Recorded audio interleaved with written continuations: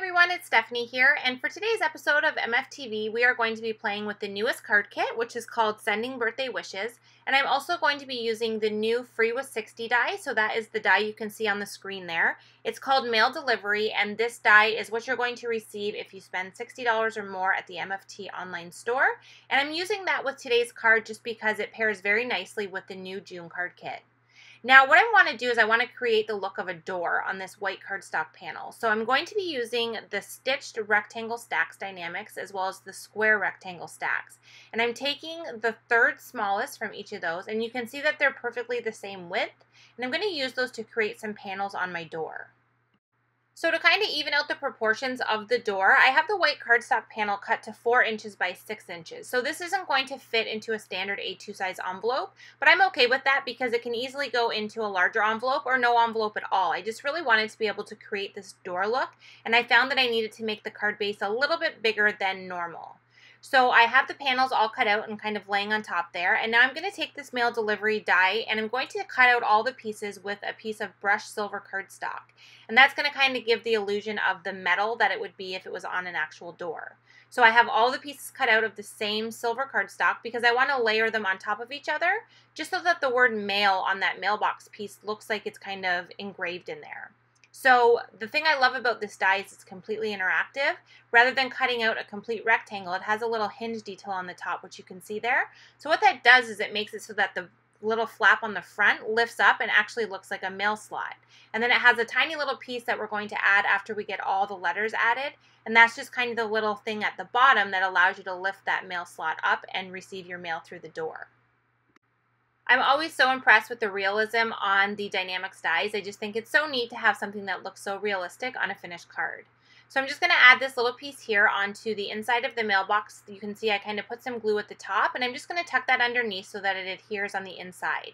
And since this is mainly closed, you're not going to see where that's adhered underneath of there.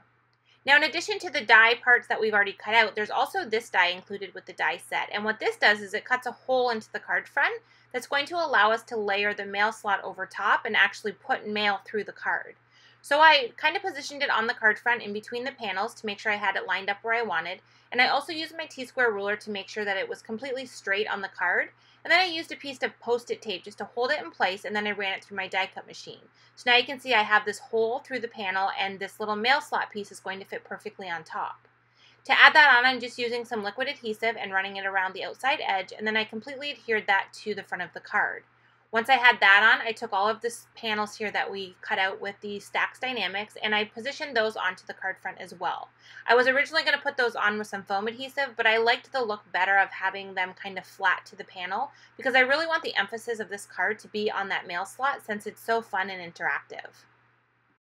So now that we have the panel created, we need to add it to a card base, and I typically love top folding card bases, but because this is such a large card design, I ended up doing a side fold, and the finished card measures 4 1/4 inches by 6 1/4 inches. And I've used a piece of Summer Splash cardstock, which is included in this month's kit, to create that card base. Now we definitely can't have a door without a door handle and a lock, so what I've done is I just went through my blueprints and I used Blueprints 9 and found a little circle die that I could use to create a small circle area for the lock, and then I reused the little piece that goes with the mail slot to position it underneath. I thought that it worked really well to kind of look like the door handle with the lock area up above. So I cut those from the same brushed silver cardstock and adhered those to the card front as well.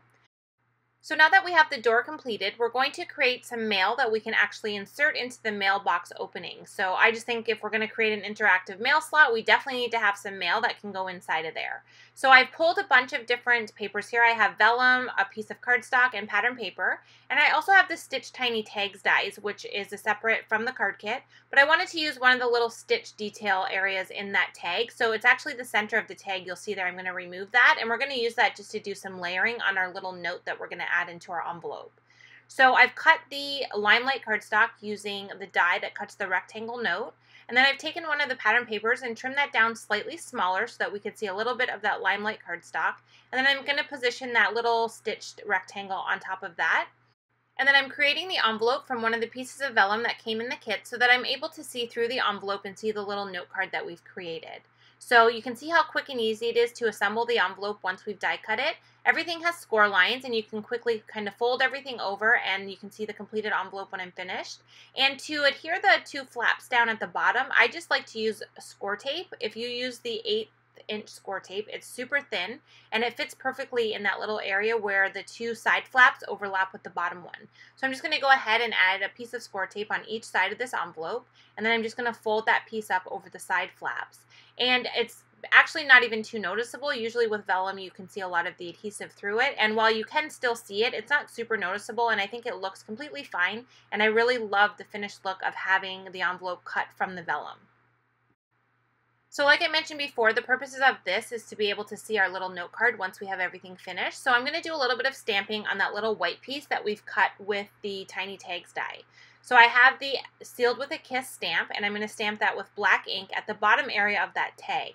I want to do, I was originally just going to do this on there, and I decided I wanted to add a little heart as well, just to add a little bit more color. So I positioned that at the bottom, and then I took the little heart from the stamp set and stamped that above the word with some Summer Splash ink. And I figured that would just look nice because we used that color for the card base. Once I had the stamping done, I just layered everything on top of one another. I originally had that top panel positioned completely straight on the straight pattern paper, but I decided I wanted it kind of on the diagonal to go with the lines. So I very carefully removed that and repositioned it on there kind of at a slant. And then I'm just going to insert this into the envelope. So you can see when we put it in there and close it, you're able to still see that fun little card that we created and still get the effect of the envelope on the outside. So I just love being able to use everything together to create this finished little note that we can add to our card. So the last thing that we need to do is adhere the panel to the card front so that we can kind of put this in here and it's going to hold in there and not fall out. So what we're going to do is just take some adhesive, and I'm going to add that to the back of this panel, and I'm going to pretty much put it everywhere except for just above the mail slot. We want enough room where there's no adhesive so that we're able to kind of tuck that envelope in underneath of there, and it's going to fit perfectly and not get stuck on any adhesive. So now we have a completed card design that we can put the little note in and have it coming out of that mail slot, but it also is removable so the recipient can take it out and kind of see that the card is interactive, and you can even include a little note on the back of that piece that we created. So that is going to complete our card today and bring us to this week's giveaway. So if you would like to win a gift card to the MFT online store, please leave a comment on this video and subscribe to our YouTube channel, and I will announce the winner in next week's episode of MFTv. As always, I thank you so much for being here. I appreciate you joining me for today's video, and I'll see you in the next one.